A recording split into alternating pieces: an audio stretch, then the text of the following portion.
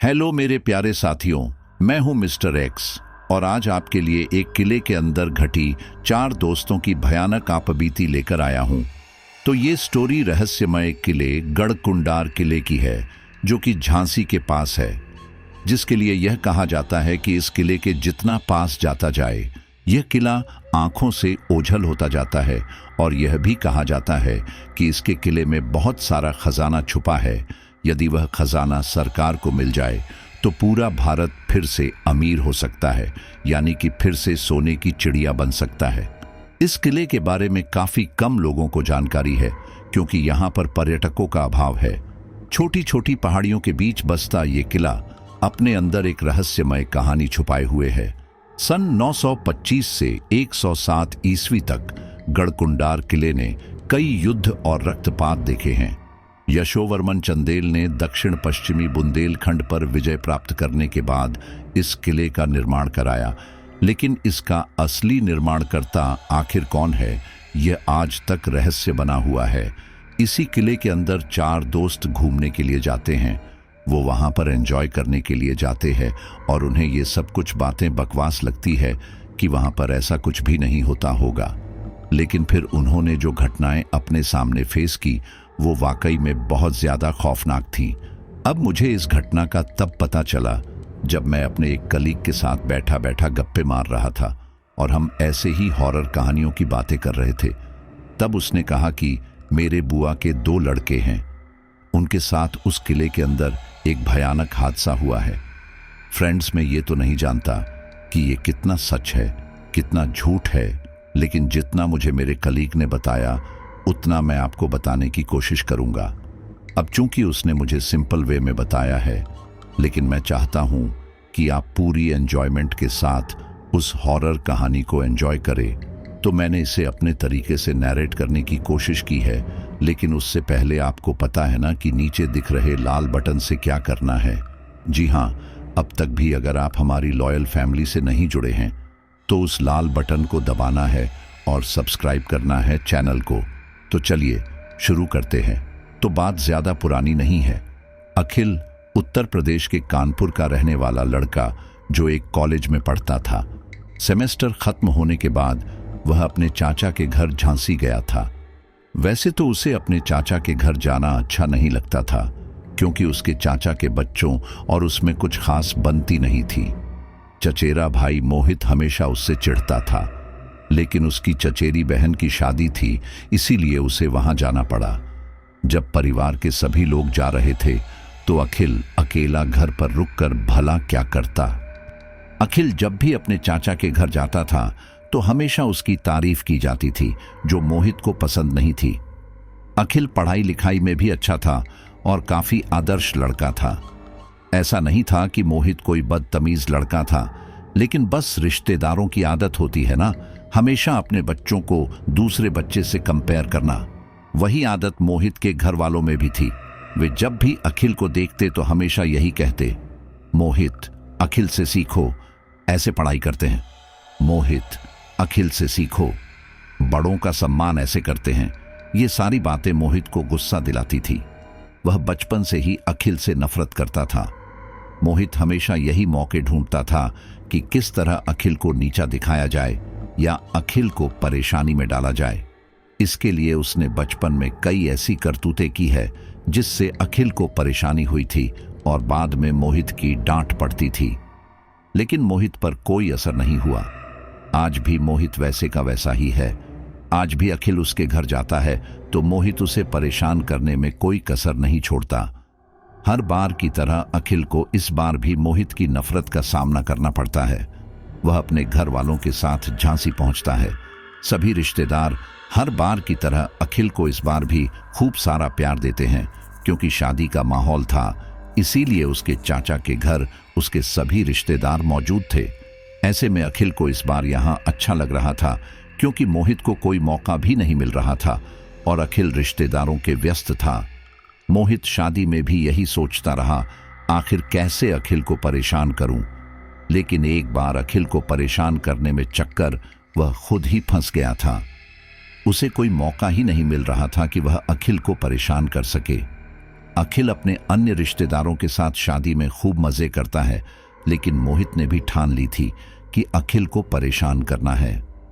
उसकी चचेरी बहन विमला की शादी के अगले दिन धीरे धीरे सभी रिश्तेदार अपने अपने घर जाने लगते हैं।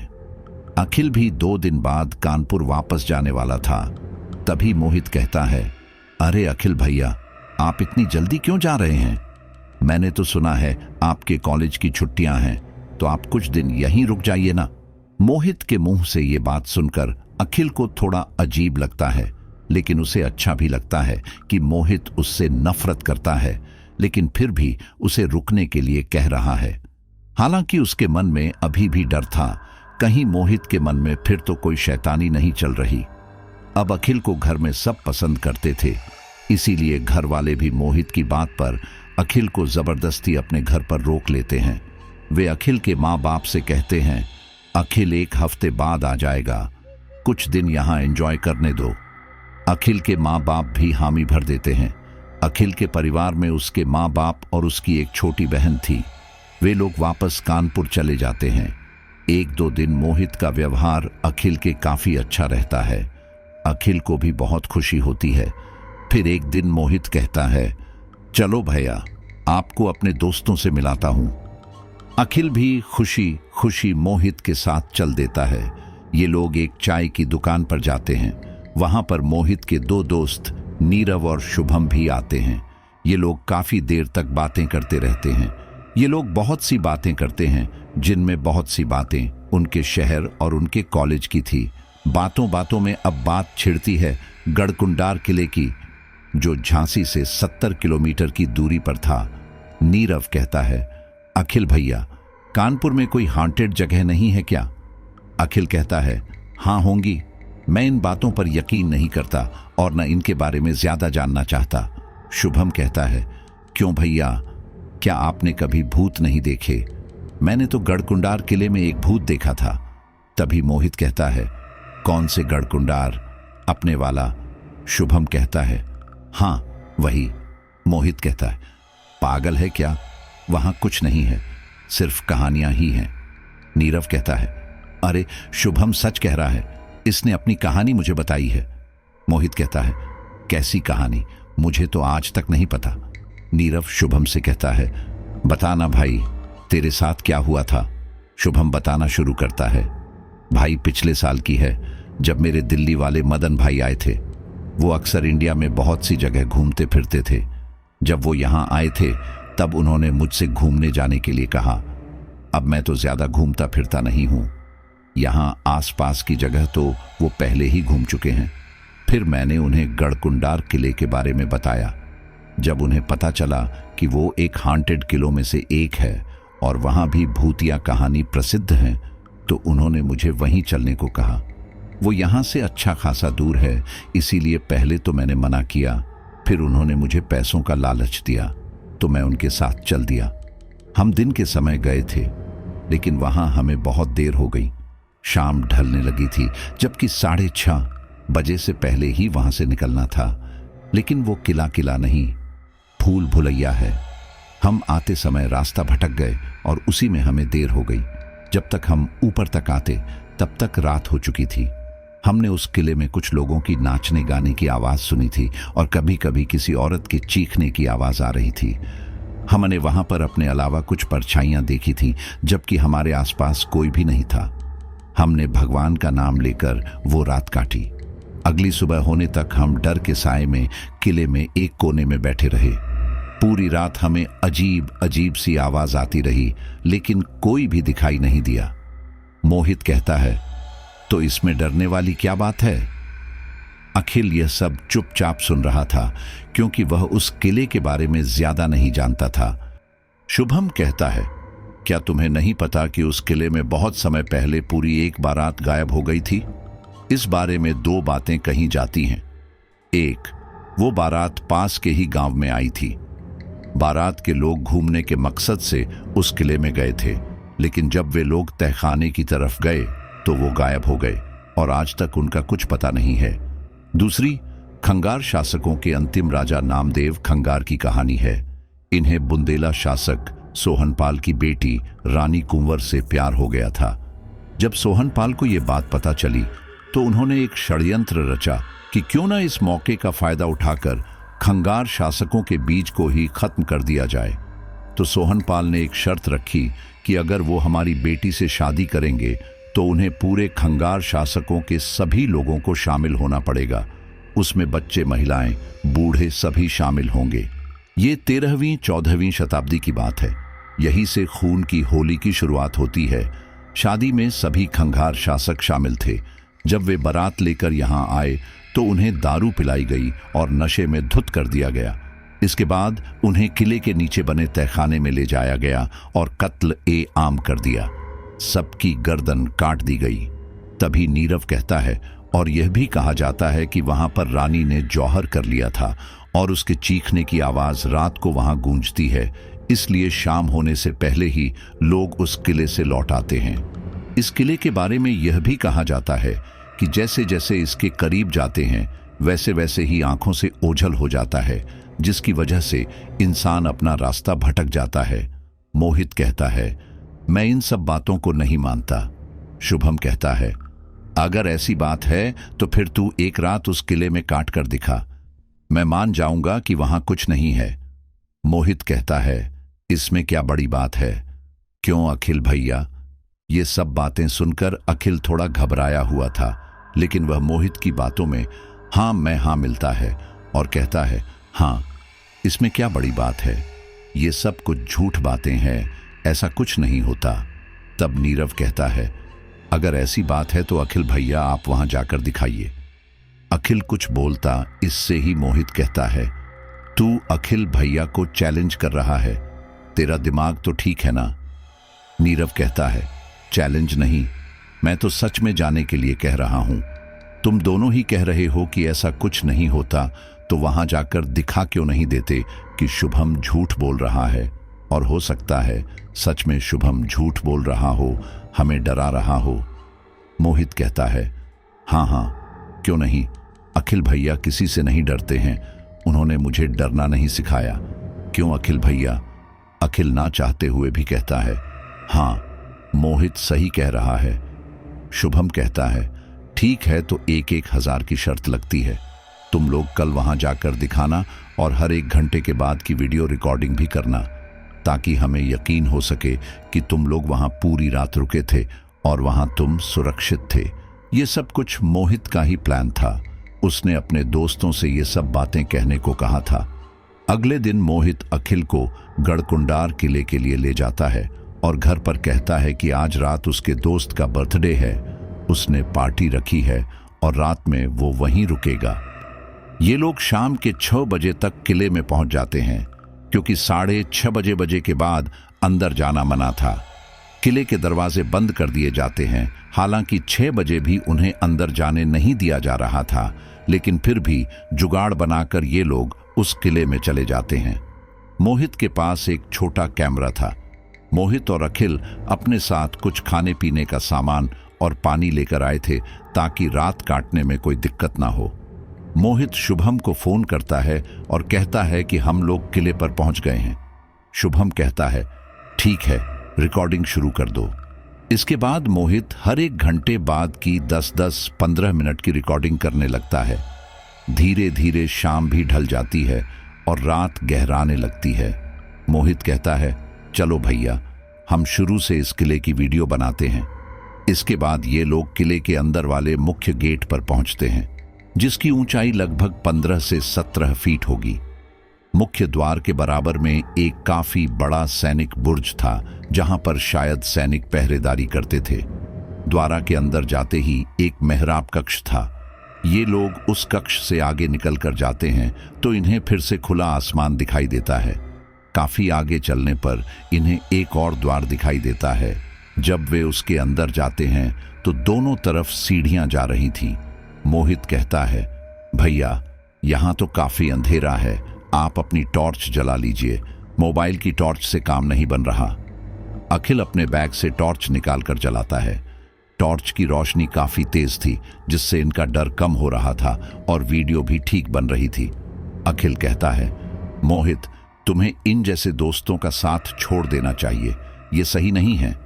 मोहित मन ही मन मुस्कुराता है क्योंकि वो समझ जाता है कि अखिल डर रहा है। मोहित कहता है, हाँ भाई, तुम ठीक कह रहे हो, लेकिन आज की ये शर्त पूरी कर लूं। इसके बाद ये किले के सबसे ऊपरी हिस्से में जाते हैं और वहां की वीडियो बनाते हैं। मोहित और अखिल एक दूसरे से थोड़ा दूरी पर खड़े होकर किले को देख रहे थे। मोहित के हाथ में कैमरा था, तभी मोहित ने डर के मारे कैमरा नीचे गिरा दिया। मोहित डरने लगा, तभी अखिल ने पूछा, क्या हुआ मोहित? मोहित डर के मारे बोला, भैया मैंने वहां कुछ देखा, वहां एक औरत थी। यह सुनकर अखिल के पसीने छूटने लगे। वह बोला, क्या एक औरत? चलो जल्दी से यहां से चलते हैं। और अखिल वहां से निकलने लगा। तभी मोहित परेशान हुआ और उसने अखिल को रोककर कहा, कहां जा रहे हो? हमें नीचे तहखाने की वीडियो भी तो बनानी है ना, वही तो इस किले की असली जगह है। अखिल ने कहा, तुम पागल हो गए हो क्या? तुम ही कह रहे हो कि तुमने औरत देखी। हम अपनी जान खतरे में नहीं डाल सकते। एक शर्त की वजह से हम क्यों खतरा मोल ले? मोहित कहता है, शर्त? भैया आपको ये एक शर्त लग रही है, मेरी बात खराब हो जाएगी। आप जानते भी नहीं हो मैंने आपकी कितनी तारीफ कर रखी है लोगों से, और आप इस तरह की बातें कर रहे हो। मुझे आपसे ये उम्मीद नहीं थी।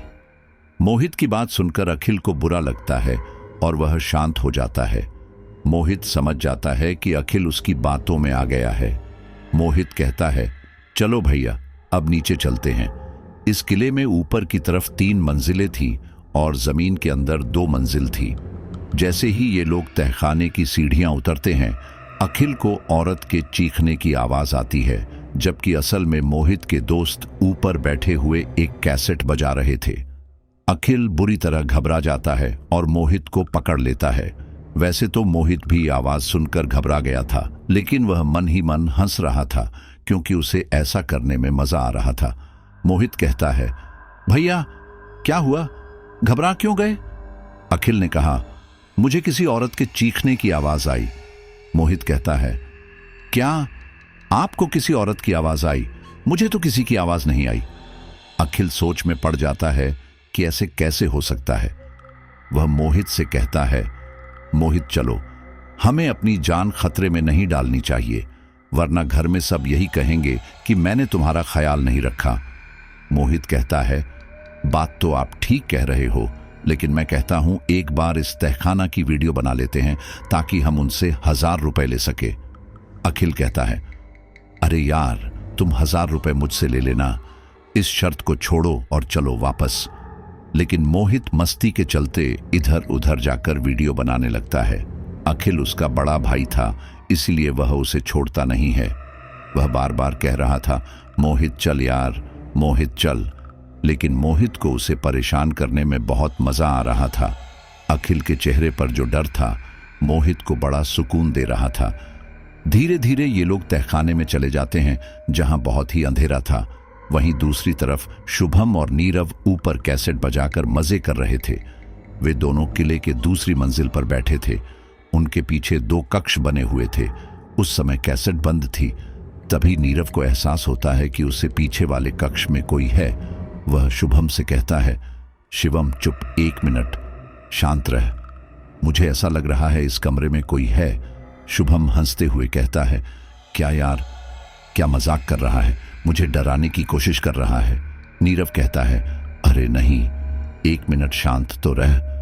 नीरव जानना चाहता था कि क्या सच में उस कक्ष में कोई है, क्योंकि उसे किसी के कदमों की आवाज आ रही थी। नीरव के कहने पर शुभम बिल्कुल चुप हो जाता है। चारों तरफ बिल्कुल सन्नाटा था। नीरव वहां से उठकर पीछे वाले कमरे में जाने लगता है। शिवम उस समय अकेला बैठा मोबाइल चला रहा था। नीरव अंदर जाता है और मोबाइल की टॉर्च से दीवार के चारों तरफ रोशनी मारता है। उस कक्ष में कुछ भी नहीं था, एक ईंट या पत्थर भी नहीं था, केवल सन्नाटा था। नीरव बोला, कोई है? शुभम को नीरव की बस यह आखिरी आवाज आई थी। उसके बाद काफी देर तक नीरव उस कमरे से बाहर नहीं आया। शुभम ने नीरव को आवाज लगाई, अरे नीरव आजा, अब आगे क्या करना है? कैसेट दोबारा बजाऊं या फिर खून की बोतल नीचे लेकर जानी है? ये लोग पानी में लाल रंग मिलाकर लाए थे ताकि वह पानी अखिल के ऊपर डालकर उसे डरा सके। लेकिन उससे पहले ही नीरव गायब हो जाता है। शुभम नीरव को एक दो आवाजें और लगता है। जब नीरव कोई जवाब नहीं देता और ना ही वापस आता है तो शुभम अपनी जगह से उठकर उसी कमरे में जाता है जिसमें कुछ देर पहले नीरव गया था। शुभम ये देखकर हैरान रह जाता है कि जमीन पर नीरव का मोबाइल पड़ा हुआ था, लेकिन नीरव वहां नहीं था। शुभम के दिल की धड़कन तेज हो चुकी थी। वह नीरव को काफी आवाज लगता है, लेकिन नीरव की आवाज नहीं आती। वह जोर जोर से चीखता है। अब ये आवाज तहखाने तक जा रही थी, क्योंकि चारों तरफ सन्नाटा था। कहीं कोई आवाज नहीं हो रही थी। ऐसे में शुभम की आवाज सन्नाटे को काट रही थी और अखिल और मोहित के कानों तक जा रही थी। अखिल कहता है, ये तो शुभम की आवाज लग रही है, क्या वो भी यहां आया है? मोहित टेंशन में आ जाता है और मन ही मन कहता है, ये लोग मेरा काम बिगाड़ देंगे। मोहित हिचकिचाते हुए कहता है, नहीं तो भैया, वो यहां क्यों आएंगे? शर्त तो हमारी लगी थी यहां आने की। वो भला क्या करेंगे? और आपको किसकी आवाज आ रही है? मुझे किसी की आवाज नहीं आई, मुझे केवल आपकी और अपनी ही आवाज आई है। अखिल कहता है, लेकिन ऐसे कैसे हो सकता है? मैंने अभी खुद उसकी आवाज सुनी। वो नीरव को आवाज लग रहा था, जबकि मोहित को भी वो आवाज आई थी। उसे समझ नहीं आ रहा था कि शुभम ऐसा क्यों कर रहा है। उसी समय मोहित के मोबाइल पर शुभम की कॉल आती है। मोहित तुरंत शुभम की कॉल काट देता है। अखिल पूछता है, क्या हुआ? किसका फोन है? घर से था क्या? मोहित कहता है, हाँ हाँ भैया, घर से फोन था। हम अभी फोन नहीं उठा सकते। कभी वो हमसे कहने लगे, लाओ बर्थडे पार्टी दिखाओ, तो हम फंस जाएंगे। चलो हम अब और आगे जाते हैं, इसकी निकली वाली मंजिल में चलते हैं। मोहित अब डर रहा था, कहीं उसके खेल का पता ना चल जाए। मोहित वीडियोग्राफी करते हुए आगे की तरफ बढ़ता है। ये लोग तहखाने की वीडियो बना रहे थे, तब उन्हें एक ऐसी जगह दिखती है जो एक सुरंग जैसी थी, या आगे जाने का रास्ता था जिसका मुहाना बंद था। अखिल कहता है, मुझे लगता है शायद निचली वाली मंजिल में जाने का कोई रास्ता ही नहीं है। ये देखो, यहाँ बड़े बड़े पत्थर रख दिए हैं और रास्ता बंद कर दिया है। यही वे सुरंगें होगी जो अगली मंजिल तक जाती होंगे। दरअसल गढ़कुंडार किले में निचली तरफ जो 2 मंजिलें हैं, उनमें केवल एक मंजिल ही खुली हुई है और उससे अगली मंजिल के लिए रास्तों को बंद कर दिया गया है, क्योंकि कई लोग खजाने की खोज में और इस किले के रहस्य को जानने के लिए आखिरी तहखाने में भी गए हैं और काफी लोग वहां से वापस नहीं आ सके। इसलिए स्थानीय लोगों और सरकार ने मिलकर उन सुरंग के मुंह को बड़े बड़े पत्थरों और मिट्टी से ढक दिया है, ताकि यहां आने वाले लोग अंदर ना जा सके और फिर से कोई घटना ना घटे। मोहित मन में यह डर लिए कि उसकी पोल ना खुल जाए, वीडियोग्राफी कर रहा था। तभी उसे उस बंद सुरंग के मुहाने से एक हाथ निकलता हुआ दिखता है, जिसकी कंडीशन बहुत बुरी थी। पूरा हाथ खून से सना हुआ था। यह दृश्य देखकर मोहित घबरा जाता है और एक बार चीख पड़ता है। अखिल कहता है, क्या हुआ मोहित, अब क्या देख लिया? मोहित घबराता हुआ कहता है, भैया मैंने यहां एक हाथ देखा। अखिल और मोहित दोबारा सुरंग के मुहाने को देखते हैं तो वहां कुछ नहीं था, केवल ईंट पत्थर ही रखे थे। अखिल कहता है, मोहित और कुछ नहीं, हमें डर लग रहा है, फालतू में अपना ब्लड प्रेशर को क्यों बढ़ाना, चलो वापस चलते हैं। मोहित मन ही मन सोच रहा था कि ये मेरा वहम नहीं हो सकता, क्योंकि मैंने तो अपने प्लान में ऐसा कुछ शामिल ही नहीं किया था। वह अपने मन की तसल्ली के लिए वीडियो रिकॉर्डिंग को प्ले करके देखता है तो उसमें कुछ नहीं आता। मोहित के मन में अब डर बैठ चुका था। उधर शुभम बार बार मोहित को फोन किए जा रहा था। मोहित को समझ नहीं आ रहा था कि आखिर शुभम और नीरव ये हरकत क्यों कर रहे हैं। जब मोहित शुभम का फोन नहीं उठाता तो शुभम एक मैसेज मोहित को लिख देता है, यार नीरव का पता नहीं चल रहा है, उसका फोन भी यही है। मैंने उसे काफी आवाजें लगाई, मुझे उसका पता नहीं चला। मेरी मान तो तू भी अखिल भैया को लेकर वापस आ जा, मुझे नहीं लगता यहां रुकना ठीक है, मैं जा रहा हूं। लेकिन मोहित ये मैसेज नहीं देखता। उसका फोन उसकी जेब में ही था और साइलेंट मोड पर था।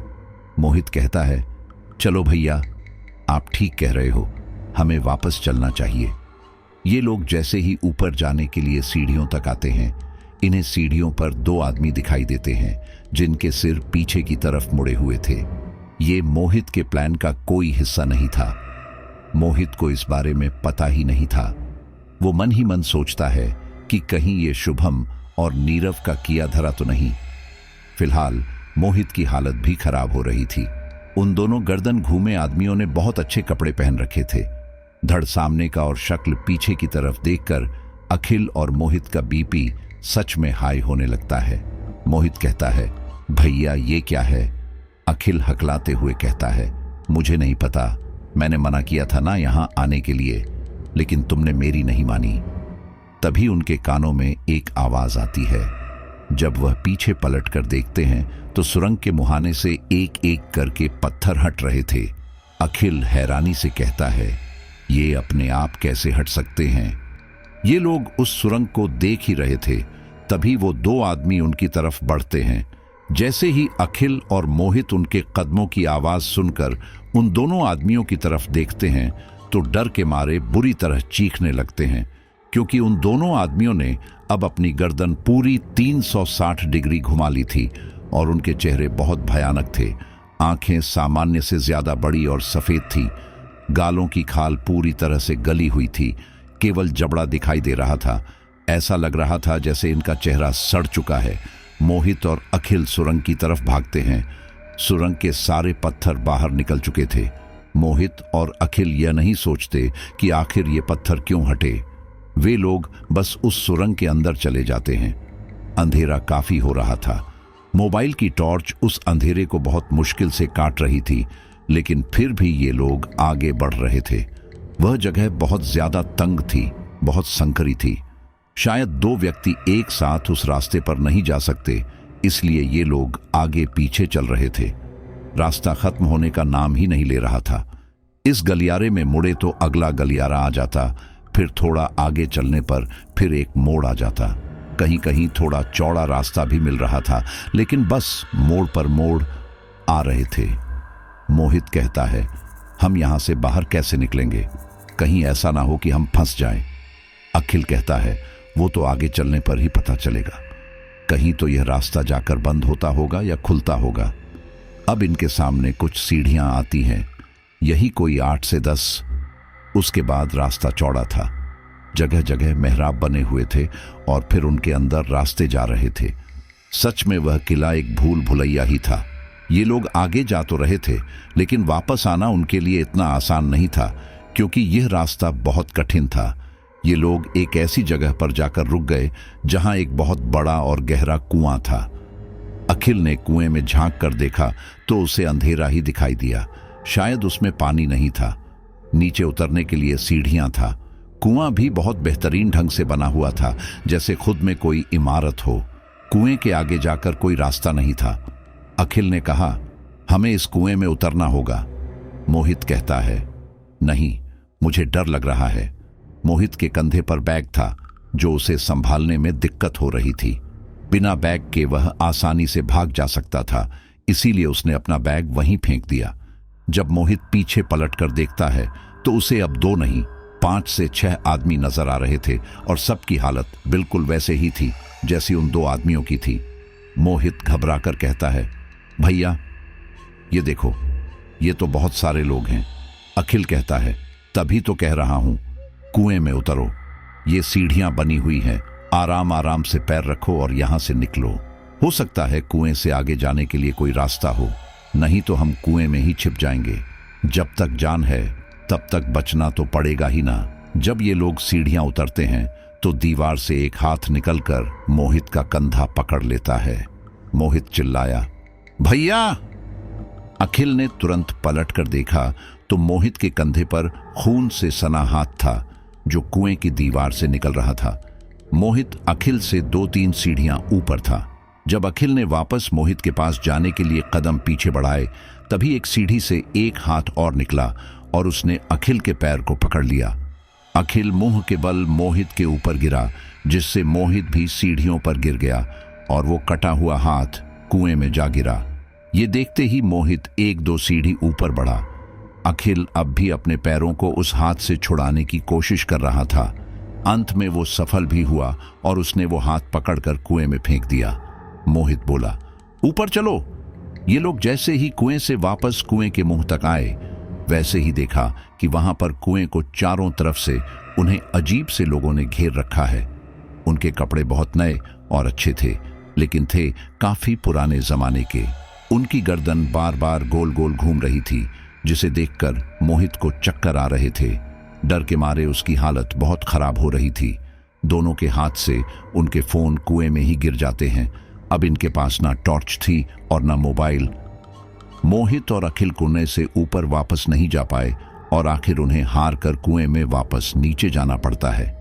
जगह जगह दीवार से हाथ निकल रहे थे। ये लोग उन हाथों से बचते बचाते हुए कुएं की काफी गहराई में चले जाते हैं। तब इन्हें कुएं की दीवार से एक सुरंग जैसा रास्ता नजर आता है। ये लोग बस एक नजर ऊपर देखते हैं कि क्या वो भूत अभी भी दिखाई दे रहे हैं, लेकिन जैसे ही ये ऊपर देखते हैं, सारे के सारे आदमी कुएं के अंदर कूद जाते हैं। मोहित और अखिल एक जोरदार चीख के साथ उस अंधेरी सुरंग में चल देते हैं। एक और सुरंग देखकर ये लोग घबरा जाते हैं। मोहित कहता है, पता नहीं क्या मुसीबत है, मैंने बहुत बड़ी गलती कर दी यहाँ आकर। अखिल कहता है, मैंने तो तुमसे मना ही किया था, यहाँ तो सब तरफ अंधेरा है, हमारे फोन भी पता नहीं कहाँ गुम हो गए। उस जगह इतना अंधेरा था कि इन्हें एक दूसरे की शक्ल भी दिखाई नहीं दे रही थी। ऐसा लग रहा था जैसे दोनों ने अपनी आंखें बंद कर ली हों। अब इनका दम घुटने लगा था। मोहित कहता है, भैया मुझे कुछ भी दिखाई नहीं दे रहा है और सांस लेने में भी दिक्कत हो रही है। अखिल कहता है, हम जमीन के काफी नीचे आ गए हैं, शायद इसलिए ऐसा हो रहा है। हमें यहां से निकलना होगा, कहीं तो कोई रास्ता होगा, तुम मेरा हाथ पकड़ो। अखिल एक आदर्श भाई की तरह मोहित का हाथ पकड़ता है और खुद आगे आगे चलता है। कहीं कहीं ये लोग किसी दीवार से टकरा जाते थे। पता नहीं वो दीवार थी या कोई चट्टान थी या पता नहीं क्या था, लेकिन ये गिरते पड़ते आगे बढ़ रहे थे। मोहित को सांस लेने में काफी दिक्कत हो रही थी। अब उससे चला भी नहीं जा रहा था। मोहित हांफते हुए कहता है, भैया मैं अब और नहीं चल सकता, आप यहां से निकलो, मुझे छोड़ दो, वरना मेरी वजह से आप भी फंस जाओगे। अखिल कहता है, ये कैसी बातें कर रहा है, साथ आए थे साथ ही जाएंगे। अखिल का प्यार देखकर मोहित को बहुत अफसोस हो रहा था। उसे आज अपने ऊपर शर्म आ रही थी कि उसने हमेशा अखिल का बुरा सोचा और अखिल इतने बुरे वक्त में भी उसका साथ नहीं छोड़ रहा। अखिल मोहित को कंधे से पकड़ लेता है और धीरे धीरे आगे बढ़ता रहता है। अखिल की हालत भी खराब होने लगी थी, लेकिन अब इन्हें थोड़ी थोड़ी रोशनी दिखती है। वो रोशनी बाहर से ही आ रही थी। ये लोग और आगे बढ़ पाते कि तभी पानी की एक तेज लहर आती है और इन्हें बहा ले जाती है। मोहित अखिल से अलग हो जाता है और मोहित को ऐसा एहसास होता है कि उसकी सांस रुक रही है, उस पर पानी का बहाव। हालांकि पानी ज्यादा नहीं था, लेकिन बहाव तेज होने की वजह से ये लोग बहते चले जाते हैं और एक गोल घेरे में पहुंच जाते हैं। वो जो रोशनी आ रही थी वो यहीं से आ रही थी। असल में ये एक कुआं ही था जो कि किले से काफी दूर जाकर था, लेकिन ये लोग कुएं की गहराई में थे, जिस वजह से इन्हें पता ही नहीं था कि ये कुएं में हैं। ऊपर से अंधेरे की वजह से इन्हें कुछ समझ नहीं आ रहा था कि ये कहां आ गए। पानी के बहाव ने मोहित और अखिल को अलग अलग फेंक दिया था। जहां ये पहुंचे वहां अब न ज्यादा अंधेरा था और न ज्यादा रोशनी। ये लोग सब कुछ साफ तो नहीं देख पा रहे थे, लेकिन हां, किसी भी चीज की आकृति आसानी से दिख रही थी। अखिल मोहित को आवाज लगाता है, मोहित मोहित। मोहित बेचारा क्या बोलता, वो तो एक पत्थर के पास बेहोश पड़ा था। अखिल रोते हुए मोहित को आवाज लगाता रहता है और तभी उसका पैर किसी चीज से टकराता है और वो गिर जाता है। धरती पर थोड़ी थोड़ी कीचड़ थी और जगह जगह पानी भी पड़ा हुआ था। अखिल के हाथ पैर उस कीचड़ में सन जाते हैं। जब अखिल गिरता है तो देखता है कि नीचे कोई आदमी गिरा पड़ा है। पहले तो वो डरता है कि कहीं कोई भूत तो नहीं है, फिर अगले ही पल उसे मोहित का ध्यान आता है। वो उस आदमी को छूने लगता है तो उसे यकीन हो जाता है कि ये मोहित ही है। अखिल मोहित को उठाता है, लेकिन मोहित बेहोश था। अखिल को अंधेरे में कुछ दिखाई तो दे नहीं रहा। लेकिन जगह जगह थोड़ा पानी पड़ा हुआ था जो कि चांद की रोशनी में चमक रहा था।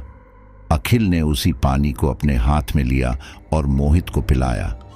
वो इतना गंदा पानी अपने भाई को पिलाना तो नहीं चाहता था, लेकिन उसकी मजबूरी थी। मोहित के मुंह में पानी की 2-3 बूंदें डालने के बाद मोहित की आंखें खुलती हैं। यहां खुला हुआ था, इसीलिए मोहित को अब अच्छा महसूस होता है। खुद को होश में पाकर मोहित अखिल के गले लगकर रोने लगता है। अखिल मोहित को शांत कराता है। अखिल कहता है, मोहित रो मत, हिम्मत से काम ले, हमें बस इस खाई से ऊपर निकलना है। मोहित और जोर से रोने लगता है और कहता है, भैया मुझे माफ कर दो, मुझे माफ कर दो, मैं बहुत बुरा हूं, सब मेरी वजह से हुआ है। अखिल कहता है, अपने आप को दोष मत दो, मैंने तो ये सब करने के लिए मना किया था, अब जो होना था हो गया। मोहित चिल्लाकर बोलता है, सब मेरी ही गलती है, मैं आपको डराना चाहता था, इसीलिए आपको यहां लाया और वो मेरे दोस्त भी मेरे साथ मिले हुए थे। मैं शुरू से ही आपसे नफरत करता था और इसके लिए मैं इस हद तक गुजर जाऊंगा, मुझे नहीं पता था। आपको परेशान करने के लिए ही मैंने ये सब किया। अखिल आश्चर्य से पूछता है, क्या मतलब, ये सब भूत नहीं? मोहित रोते हुए कहता है, ये भूत ही हैं, असली के भूत हैं। मैंने और मेरे दोस्तों ने आपको यहां डराने का प्लान बनाया था। इसके लिए हमने एक कैसेट में डरावनी आवाज प्ले की और एक लाल रंग के पानी की बोतल भी लाए थे। नीरव साड़ी पहन के औरत की एक्टिंग करता, ये सब कुछ हमारा प्लान था, लेकिन मुझे नहीं पता था कि यहां मैं खुद ही फंस जाऊंगा। आप तो यहां आने के लिए मना ही कर रहे थे, लेकिन मैंने ऐसे जिद की ताकि आपको डर लगे, आपको परेशान हो। मुझे लगा यहां सिर्फ कहानियां ही हैं, लेकिन मोहित फिर रोने लगा।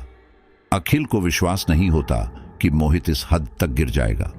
अखिल को बहुत बुरा लगता है। वो ये तो जानता था कि मोहित उसे पसंद नहीं करता और उसे परेशान करने के बहाने ढूंढता रहता है। मोहित बचपन से ही ये करता आया है, लेकिन अखिल ये नहीं जानता था कि वो अखिल को परेशान करने के लिए इतनी बड़ी मुसीबत मोल ले सकता है। कुछ देर अखिल शांत रहता है, फिर मोहित कहता है, मुझे माफ कर दो भैया, मैंने सच में आपके साथ बहुत बुरा किया है। अखिल की आंखों में आंसू थे। उसे समझ नहीं आ रहा था कि वह मोहित से क्या कहे। मोहित की वजह से आज ये लोग इतनी बड़ी मुसीबत में फंस चुके थे। मोहित को भी बहुत बुरा लग रहा था। ये लोग शांत बैठे थे, कोई कुछ नहीं कह रहा था। तभी ऐसी आवाज आई जैसे भगदड़ मच गई हो। बहुत सारे लोग भागकर इनकी तरफ आ रहे हो। मोहित और अखिल घबराकर खड़े हो गए और उस आवाज को सुनने की कोशिश करने लगे कि आखिर ये आवाज कहां से आ रही है। मोहित ने एक बार ऊपर की तरफ इशारा किया, लेकिन वो आवाज ऊपर से नहीं आ रही थी। अखिल कहता है, मुझे लगता है इस सुरंग से ही आवाज आ रही है, जल्दी चलो यहां से। इसके बाद अखिल और मोहित अंधेरे में ही उस कुएं से निकलने का रास्ता ढूंढने लगते हैं। वह कुआं काफी चौड़ा था। इन्हें पता ही नहीं था कि वो एक कुआं है। वहां पर चट्टानें थी जिन्हें अब तक ये समझ पाए थे, और इन्हें यही लग रहा था कि शायद ये कोई खाई है। जब उनकी नजर 2 से 4 सीढ़ियों पर गई, तब इन्हें समझ आया कि अरे, ये तो ऊपर जाने का रास्ता है। ये लोग उन सीढ़ियों को छू छू कर ही आगे बढ़ रहे थे। मोहित और अखिल ने यूं ही कुछ 10-12 सीढ़ियां चढ़ी होंगी कि एकदम से कुएं के नीचे बनी सुरंग से बहुत सारे आदमी, जिनकी गर्दन गोल घूमी हुई और उनके हाथ नहीं थे, वे इस कुएं में फैल गए और चीखने लगे जैसे उनके शिकार उनके हाथों से निकल गए हों। ये देखकर मोहित और अखिल डर गए। उन्होंने और जल्दी जल्दी चढ़ना शुरू किया। डर के मारे दोनों के हाथ पैर भी ठीक से काम नहीं कर रहे थे। मोहित तो 1-2 बार फिसलने से बच भी गया। अखिल ने मोहित को समझाया, संभाल के मोहित, जल्दी मत करो, मुझे नहीं लगता कि ये लोग ऊपर आ पाएंगे। मोहित कहता है, लेकिन ये भूत हैं और कुछ भी कर सकते हैं। अखिल कहता है, काफी देर से ये नीचे ही चीख रहे हैं, ये शायद ऊपर चढ़ ही नहीं सकते, इसीलिए वहां खड़े होकर चीख रहे हैं। तभी मोहित और अखिल को ढोल ताशों जैसी आवाज आने लगती है। वो आवाज सुनकर वे सारे भूत और जोर से चीखने लगते हैं। ढोल की आवाज सुनकर उनके सिर के चिथड़े चिथड़े होने लगते हैं, जैसे कोई उन पर बंदूक चला रहा हो। शायद कहीं कोई बारात जा रही थी। जब उन भूतों के सिर के चिथड़े होकर उड़ रहे थे तो वो इतनी ऊंचाई तक जा रहे थे कि कभी मोहित से जा टकराते तो कभी अखिल से। ये सब मोहित और अखिल को और भी डरा था और बार बार उनका हौसला कम कर रहा था। लेकिन अखिल, जो कि यहां आते हुए सबसे ज्यादा डरा हुए था, वही मोहित को हिम्मत बांध रहा था। सच में वो कुआं बहुत गहरा और चौड़ा था। उस कुएं से निकलने में उनकी हालत बहुत डाउन हो गई और मोहित की तो पहले ही तबीयत खराब हो चुकी थी। जब कुएं की 4-5 सीढ़ियां रह गई थी तब मोहित बेहोश होता हुआ गिरने से बच गया। अखिल ने उसे एकदम बचा लिया था और बड़ी मुश्किल से उस कुएं से बाहर निकाला। दूर दूर तक केवल बीहड़ ही था। कहीं कहीं ही पेड़ पौधे थे या झाड़ झंकार थे। सड़क का अता पता नहीं था। कहीं दूर से अभी भी हल्की हल्की ढोल ताशों की आवाजें आ रही थी। अखिल समझ जाता है कि इन ढोल ताशों की आवाज से ही उन भूतों को परेशानी हो रही थी और उनके सिर के चिथड़े उड़ रहे थे, इसलिए वे चिल्ला रहे थे। अखिल भी अब थक चुका था। उनके पास उनका सामान भी नहीं था। प्यास के मारे उसकी हालत बिगड़ती जा रही थी, लेकिन वह फिर भी हार नहीं मानता है। अखिल अपने कंधे पर मोहित को रखता है और सड़क को ढूंढने के लिए चल देता है। सुबह करीब 5 बजे अखिल को मुख्य सड़क दिख जाती है, लेकिन वो सड़क सुनसान पड़ी थी। अखिल वही किनारे पर मोहित को लेकर बैठ जाता है। अखिल ना चाहते हुए भी बार बार मोहित की सांस चेक कर रहा था। उसे डर था कि कहीं मोहित को कुछ हो ना जाए। अखिल ने इधर उधर जाकर पानी की तलाश भी की, लेकिन उसे कहीं भी पानी नहीं मिला। लगभग 6 बजे करीब एक दूध वाला बाइक पर जा रहा था। अखिल की नजर जैसे ही उस पर पड़ी, उसने चीखना शुरू कर दिया, अरे ओ भैया रुको, ओ दूध वाले भैया। बाइक वाले को जब एहसास हुआ कि उसे कोई आवाज लगा रहा है तो उसने अपनी बाइक रोकी और पीछे पलट कर देखा तो वहां एक लड़का दूध वाले को बुला रहा था। अखिल भागता हुआ उस दूध वाले के पास गया और उसे अपनी सारी आपबीती बताई। उस किले के बारे में सुनकर बाइक वाला भी घबरा गया और उसने पूछा, तुम उस किले में गए थे? क्यों गए थे? और तुम सच में बचकर आ गए? कहीं तुम कोई भूत तो नहीं हो? दूध वाला भी डर जाता है। अखिल बोला, अरे कैसी बात कर रहे हैं? मैं भूत होता तो क्या आपसे मदद मांगता? मैं तो सीधा आपको मार ही देता ना। दूध वाला कहता है, अच्छा देखो, मेरी बाइक पर इतनी जगह तो नहीं है कि मैं तुम दोनों को बैठा सकूं, क्योंकि मेरे दूध के बर्तन रखे हैं, लेकिन मैं तुम्हें आगे गांव तक पहुंचा सकता हूं। मुझे वहीं से अपना दूध लेना है। तुम वहां किसी से मदद मांग लेना। अखिल के सामने बड़ी दुविधा थी। वह अपने भाई को ऐसे अकेला नहीं छोड़ सकता था, लेकिन उसके पास कोई दूसरा रास्ता भी नहीं था। अगर वह इस दूध वाले को जाने देता तो पता नहीं कोई दूसरा राहगीर वहां से कब गुजरता। आसपास कोई दुकान या कोई और ऐसी चीज नहीं थी जिससे यह पता चल सके कि यहां लोगों का आना जाना रहता है, और अगर लोग आते जाते भी होंगे तो भी अखिल को डर था कि मोहित की तबीयत कहीं बिगड़ ना जाए। क्या पता कोई कितनी देर में वहां से गुजरता। वह जल्द से जल्द मोहित की मदद करना चाहता था। अखिल ने देर न करते हुए उस दूध वाले के साथ जाने का फैसला किया। अखिल ने मोहित को पास में ही एक पेड़ के पीछे छिपाकर लिटा दिया और उस दूध वाले के साथ चल दिया। लगभग 20 मिनट बाद अखिल एक गांव में पहुंचता है, जहां पर सुबह सवेरे ही लोग अपने अपने कामों में लग चुके थे। अखिल वहां पर अपनी सारी आप बीती एक आदमी को बताता है जिसका नाम राम प्रसाद था।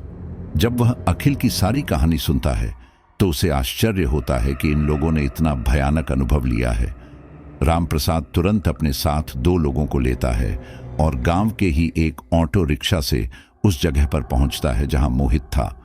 राम प्रसाद मोहित के मुंह पर पानी छिड़कते हैं और थोड़ा पानी उसे पिलाते भी हैं। उसके बाद भी मोहित को होश नहीं आता। उसकी सांसें धीमे धीमे चल रही थी। राम प्रसाद कहता है, बेटा, मुझे लगता है कि इसे वैद्य जी को दिखाना होगा या किसी डॉक्टर के पास जाना होगा। अखिल बोला, हाँ तो आप अभी लेकर चलिए, पैसों की चिंता मत कीजिए। राम प्रसाद कहता है, लेकिन बेटा, डॉक्टर यहां से काफी दूर होंगे, क्योंकि सही डॉक्टर तो शहर में ही मिलेंगे। हमारा गांव ज्यादा बड़ा नहीं है, वहां पर छोटे मोटे डॉक्टर ही होंगे। अखिल कहता है, कोई बात नहीं, आप अपने गांव ही लेकर चलिए, कुछ तो करना चाहिए। इसके बाद रामप्रसाद मोहित को ऑटो में बैठाता है और अपने गांव ले आता है। वहां वह एक डॉक्टर को मोहित को दिखाता है। उस डॉक्टर का कोई बहुत बड़ा क्लिनिक नहीं था, एक छोटी सी दुकान ही थी, लेकिन वह होशियार था, इसीलिए उसने तुरंत मोहित के 2-3 तरह के इंजेक्शन लगाए और उसके बोतलें चढ़ानी शुरू कर दी। लगभग 1 घंटे बाद मोहित को होश आ गया। मोहित को होश आता देख अखिल बहुत खुश हुआ और रोने लगा। अखिल को रोता देख मोहित भी रोने लगा और वह माफी मांगने लगा। मोहित को भी खुशी थी कि वह सही सलामत हैं। तभी मोहित का ध्यान नीरव और शुभम पर जाता है। वह अखिल से कहता है, भैया, शुभम और नीरव कहाँ है? वो दोनों भी तो उस किले में गए थे। अखिल कहता है, हाँ, उनका तो हमें पता ही नहीं, हमारे पास फोन भी नहीं है, अब तो घर जाकर ही उनका पता करना पड़ेगा। मोहित को अपने किए पर बहुत पछतावा हो रहा था। वह बार बार वो वक्त याद कर रहा था जब शुभम बार बार फोन कर रहा था। अब उसे एहसास हो रहा था, जरूर शुभम और नीरव भी किसी मुसीबत में पड़े होंगे, इसलिए शुभम मुझे फोन कर रहा था और नीरव को आवाज लगा रहा था। उसे नीरव के साथ कुछ अनहोनी होने का डर लग रहा था। शाम तक मोहित की हालत में थोड़ा सुधार आ जाता है और फिर वे दोनों उस गांव से विदा लेते हैं। गांव वाले उन्हें झांसी जाने वाली एक बस में बैठा देते हैं। रात तक वे लोग अपने घर पहुंच चुके थे। जैसे ही वे लोग घर में प्रवेश करते हैं, पूरा घर इन पर बरस पड़ता है। मोहित की मां मोहित की हालत देखकर घबरा जाती है और मोहित के पिताजी गुस्से से पूछते हैं, क्यों रे, कहाँ गया था तू? मोहित चुप खड़ा था। मोहित के पिताजी ने दोबारा पूछा, बोल, चुप क्यों है? हमें शुभम ने सब कुछ बता दिया है। तेरी वजह से नीरव का अभी तक कुछ पता नहीं चल पाया। और तुम लोग कहाँ थे? सारी रात सारा दिन गायब थे। अखिल अपने चाचा को शांत कराता है। चाचा, आप गुस्सा मत कीजिए, मोहित ने ये सब अनजाने में किया। मोहित के पिताजी अखिल को भी डांटते हैं और कहते हैं, अरे तू तो बड़ा था, तू इसके साथ गया ही क्यों? हम तो तुझे हमेशा अच्छा समझते थे, एक आदर्शवादी लड़का मानते थे। तू भी इसकी तरह निकलेगा, हमें नहीं पता था। काफी देर तक दोनों की डांट पड़ती है और फिर वे दोनों चुपचाप कमरे में चले जाते हैं। अखिल मोहित से कहता है, आखिर आज तुझे ठंडक पड़ गई होगी। चाचा ने कह दिया कि मैं भी तेरे ही जैसा हूं। मोहित यह सुनकर मायूस हो जाता है, लेकिन अखिल हंसते हुए कहता है, चल अब बात को खत्म कर, लेकिन नीरव कहाँ होगा? हमें उसके घर जाकर उसके घर वालों से मिलना चाहिए। मोहित की हिम्मत नहीं थी कि वह नीरव के घर वालों से मिल सके, लेकिन फिर भी अखिल के कहने पर वह नीरव के घर पर जाता है। नीरव के घर वाले भी मोहित को बहुत खरी खोटी सुनाते हैं। बात पुलिस तक तो पहुंच चुकी थी। पुलिस भी नीरव को तलाशने की काफी कोशिश कर रहे थे। लगभग 2 या 3 दिन बाद नीरव उसी किले के पिछले खंडहर में बेहोश पड़ा मिलता है। मोहित को आज भी अपने की पर पछतावा होता है, लेकिन आज उसके मन में अखिल के लिए बहुत इज्जत है। मोहित को अब एहसास हो चुका है कि लोग अखिल की यूं ही तारीफ नहीं करते, बल्कि वो है ही तारीफ के काबिल। सच में फ्रेंड्स, कुछ लोग ऐसे होते हैं जो वाकई में साहसी होते हैं। वो और अचानक से ऐसे किसी भी स्थिति में अपना साहस नहीं खोते हैं और हिम्मत से काम लेते हैं। तो अखिल भी ऐसे ही लोगों में से था। लेकिन देखो, दूसरी बात यह भी है कि कभी भी दोस्तों के बीच में हमें इस प्रकार का मजाक नहीं करना चाहिए। जिन जगहों के बारे में कुछ ऐसा वैसा सुनते हैं कि वहां पर कोई घटना घटी है या कोई पैरानॉर्मल एक्टिविटीज होती है, तो उन जगहों पर अकेले जाने से बचना चाहिए, क्योंकि कई बार ज्यादा साहस दिखाना भी भारी पड़ सकता है। तो मुझे बताइए कि इस पूरी स्टोरी में आपको कौन से वक्त सबसे ज्यादा डर का एहसास हुआ? और हाँ, मैं जानता हूं कि सभी साथी आखिर तक स्टोरी के साथ नहीं जुड़े हुए होते हैं, लेकिन जो साथी जुड़े हुए हैं वो मुझे कमेंट्स में बताएं। मैं उनका नाम अगली स्टोरी में लेने की कोशिश करूंगा। अब चलिए कुछ साथियों का नाम आपको बताता हूं।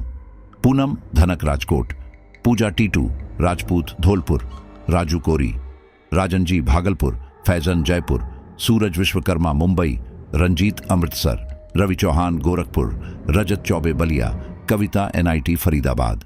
तो चलिए, सभी का दिल से थैंक यू। मिलता हूं आपसे अगली स्टोरी पर।